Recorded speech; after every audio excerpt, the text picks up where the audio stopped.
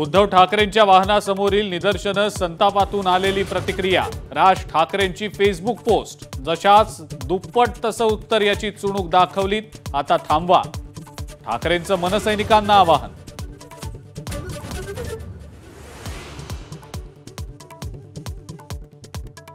सोलापुरातल्या कुर्डुवाडीजवळ शरद पवारांची गाडी मराठा आंदोलकांनी अडवली, तर बार्शीमधल्या भाषणादरम्यान काळे झेंडे दाखवत एक मराठा लाख मराठा अशी घोषणाबाजी।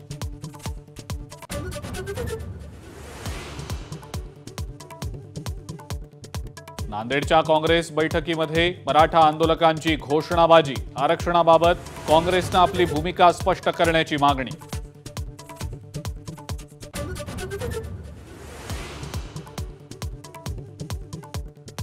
मनोज जरांगेंची पुण्यामध्ये शांतता रॅली सुरू। कात्रज परिसरात जंगी स्वागत।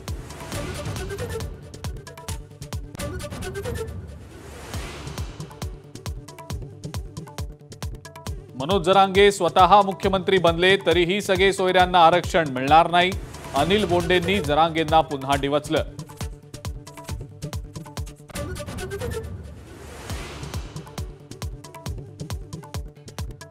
अकोला दौऱ्यादरम्यान फडणवीसांच्या सुरक्षेमध्ये मोठी चूक। फडणवीसांची गाडी महामार्गाला लागली तरी पोलिसांच्या गाड्या डॉक्टर पंजाबराव देशमुख कृषी विद्यापीठातच।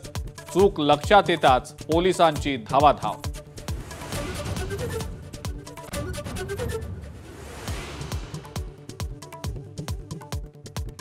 बार्शी दौऱ्यामध्ये शरद पवारांनी जुने सहकारी दिलीप सोपल यांची घेतली भेट। दिलीप सोपल यांनी राष्ट्रवादीची साथ सोडल्यावर पहिल्यांदाच शरद पवारांनी निवासस्थानी जात घेतली भेट।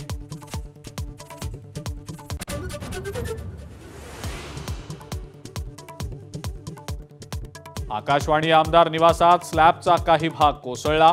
आमदार विक्रम सावंतांच्या बंद रूमचा भाग कोसळल्याची माहिती।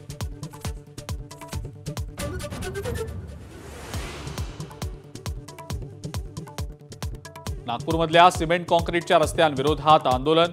आतले रस्ते कॉन्क्रीटचे नको, त्यानं घरांमध्ये पाणी शिरतं, आंदोलकांची भूमिका।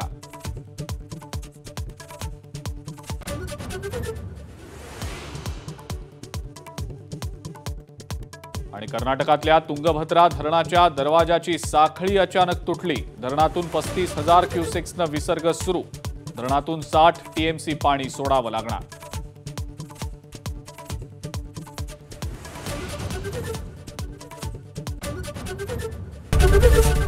एबीपी माझा, उघडा डोळे बघा नीट।